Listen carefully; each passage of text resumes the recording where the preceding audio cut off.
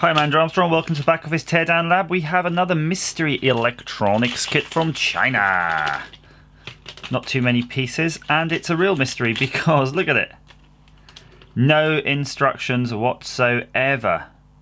Nothing on the board, no markings at all, apart from just a bit of silk screen on the top, which actually fortunately has the values of the resistors, because I was going to be really stuffed without that. I can see though that there's only a few different kinds of resistors. Let's just give you a little bit of a zoomed in view so you can see. Excuse the marks on my board of doom because I've been experimenting with fire.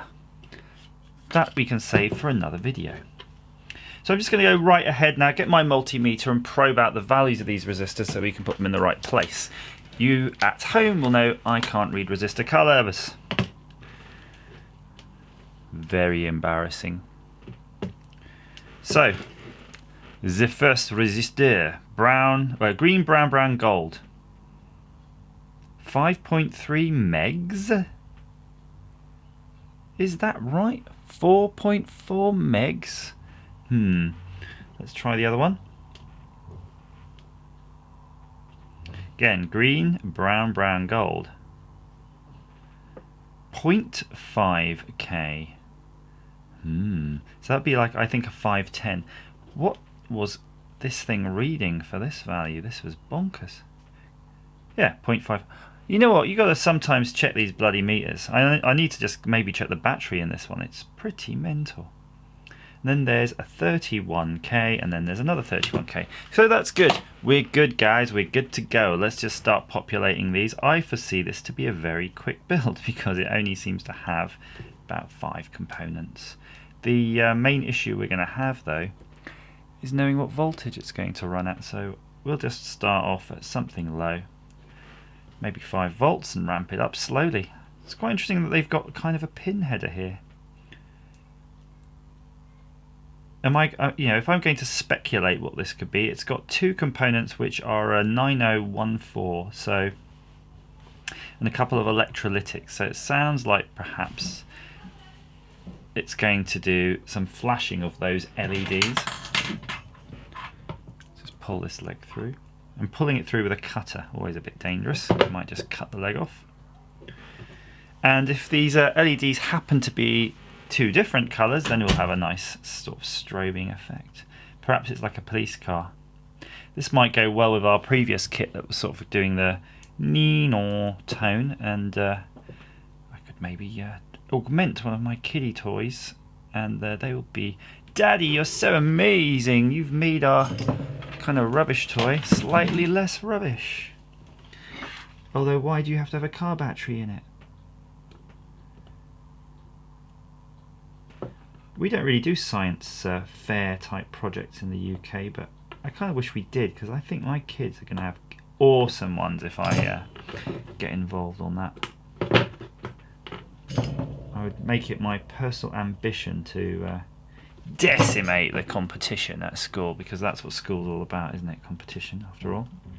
Let's cut all those legs off. Oops, I missed one. Let's wipe away the chaff. Missed a leg here.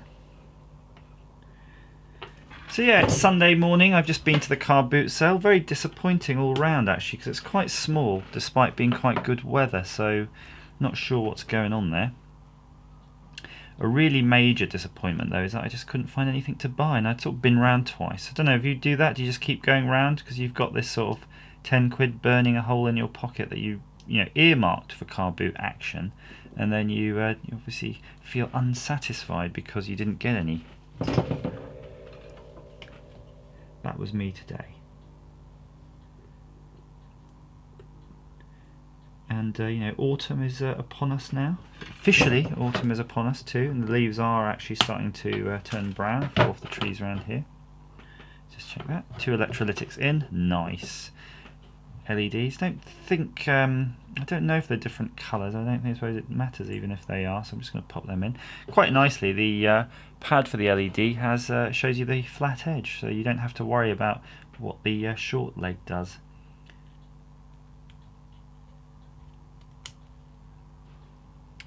Now I'm going to have to just tack these in because they're going to be too wobbly.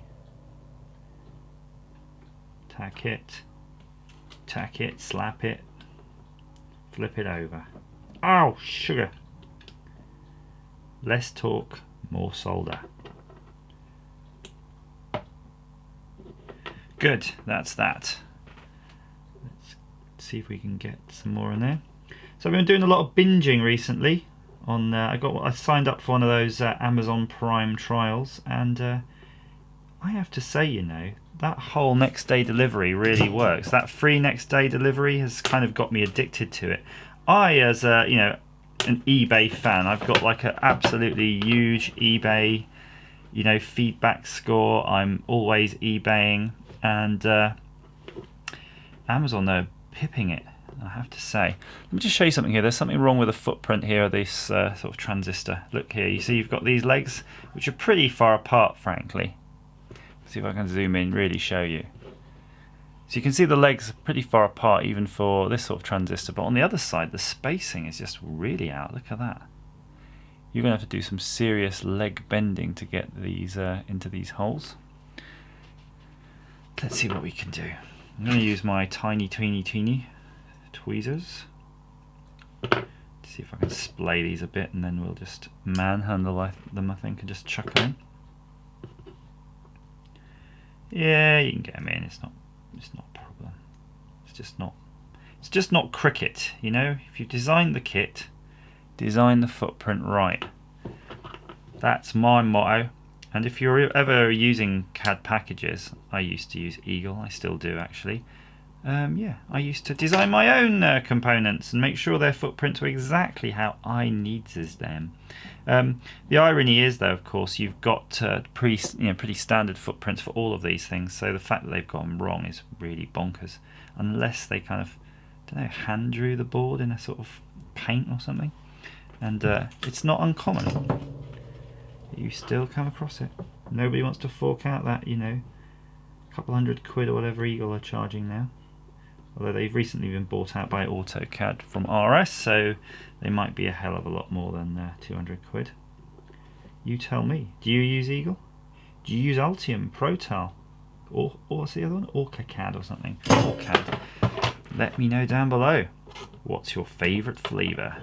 They're all sort of terrible in their own way, but once you get used to one, you know, you kind of like it. I liked Eagle. I really gelled with that once I learned its idiosyncrasies, and it's full of them. Power lead. So, positive and negative.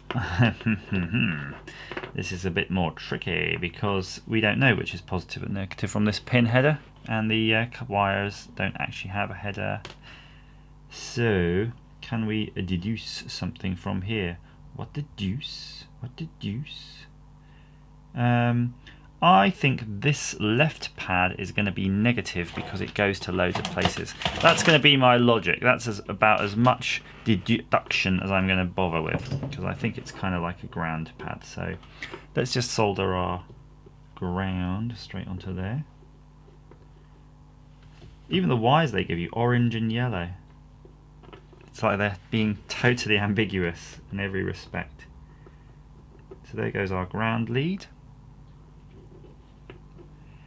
And there goes our power. I'm just going to unplug one of those to the other end to make sure that we don't apply power before we've managed to set our voltage, which we're going to set to about 5 volts. Which isn't doing anything because Mr. Miyagi got the leads on wrong, I should suspect. In fact, I can turn these around at the other end. So we'll put the negative on the positive and the positive on the negative. Oh yeah. There we go. I feel obligated now, if you're looking at home, to put these on the right way round, because I don't want anybody making this and then they look at the video, they see the legs on the wrong way round, and then they'll go, what the heck, dude? I got the same kit which didn't have any instructions and no part number, so I don't even know how I managed to find you on YouTube. But yeah, I followed your video.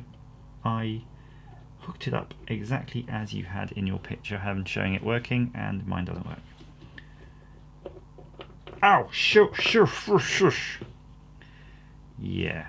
You can see also I'm doing this live. The power is on. It started flashing.